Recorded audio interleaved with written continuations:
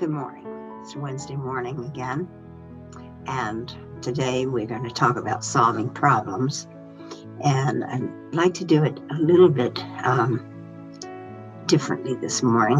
I want to talk about, in the article, our usual way of solving problems, which is very linear in a way. You can find it on the internet anywhere. It doesn't take a therapist to talk about it. It's basically identifying the problem, finding the goals that you have, and looking at what's in the way and what you can implement, and then coming up with a solution to the problem.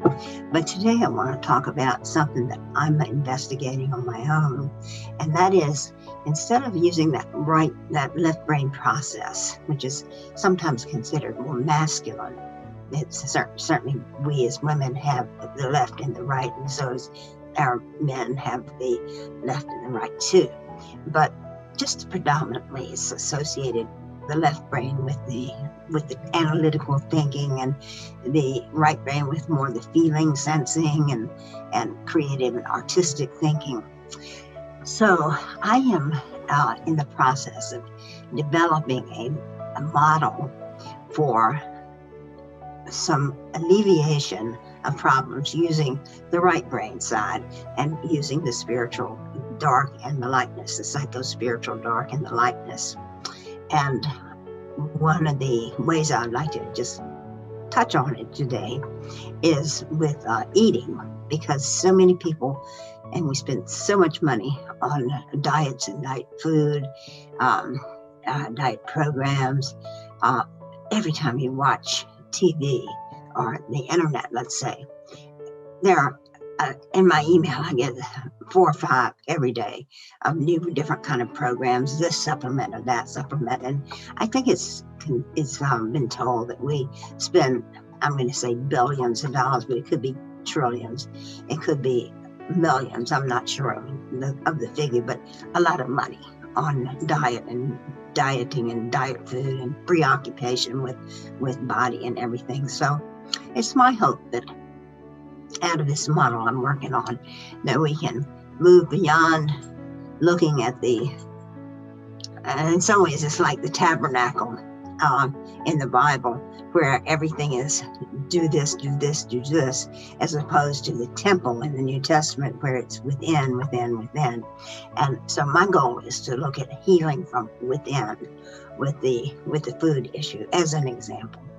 And so I'm kind of talking to the women and the ladies in the audience this morning, because so many more of us have weight problems than the men do, although certainly our men have weight problems too. But I see a lot more hormonal kind of changes that go on with women, and through menopause, the changes that go on there that tend to make them gain weight.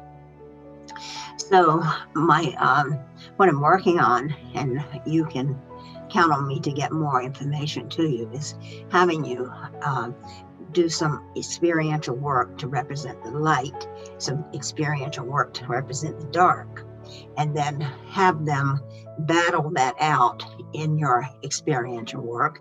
And as the light will come out, always the winner, because of course light trumps dark, or in the Christian paradigm, the Christ trumps Satan, or God trumps Satan, always, if you can watch the battle. So the outcome of that would be, in my invention, that you would then take those experiential pieces and put them away, and just wait upon the energy, the Lord, the